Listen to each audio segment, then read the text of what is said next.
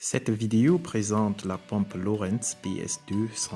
Elle comprend des informations sur la façon d'installer la pompe, de câbler le contrôleur, de faire fonctionner la pompe au mieux, ainsi que quelques conseils utiles de dépannage.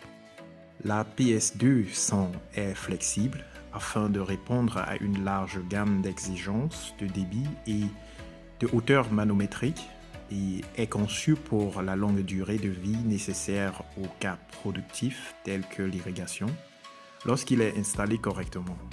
Avant d'installer votre pompe, assurez-vous d'avoir les matériaux suivants. Vous remarquerez qu'il y a beaucoup de matériaux qui sont inclus dans la livraison de la pompe et plusieurs qui devraient être achetés localement. Commencez par raccorder un tuyau à la sortie de la pompe. La sortie de la pompe est conçue pour un tuyau de 1 pouce. Le tuyau doit être fixé à la pompe à l'aide d'un collier de serrage en acier inoxydable. Pour éviter de perdre la pompe, il faut la fixer à l'aide d'une corde de sécurité avec une extrémité fixée à la pompe et l'autre fixée à terre. Dans ce cas, nous l'avons fixée autour d'un bois 2x4. L'étape suivante consiste à fixer la sonde de puits optionnelle sur le tuyau au-dessus de la pompe à l'aide d'attaches de câbles.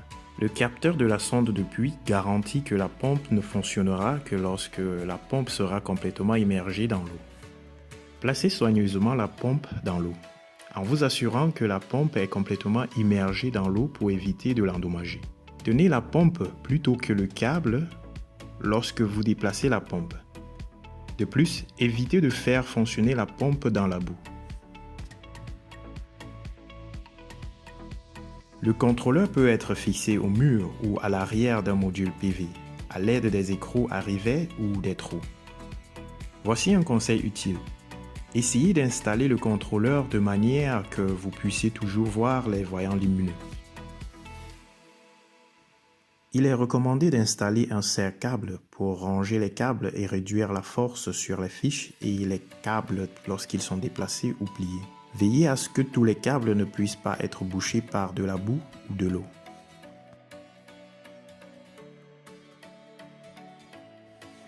L'entrée A1 doit être utilisée pour le capteur de sonde de puits en option.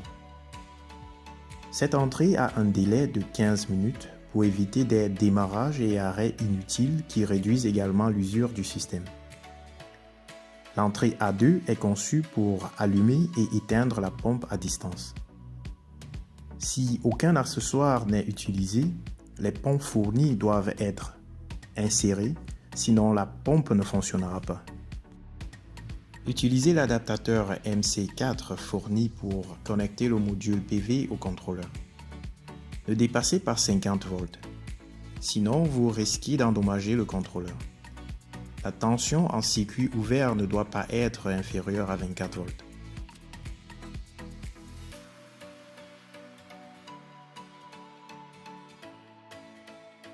Veillez à ce que le panneau solaire soit orienté vers le soleil. Même un peu d'ombre diminuera la puissance de sortie ou peut entraîner l'arrêt de la pompe.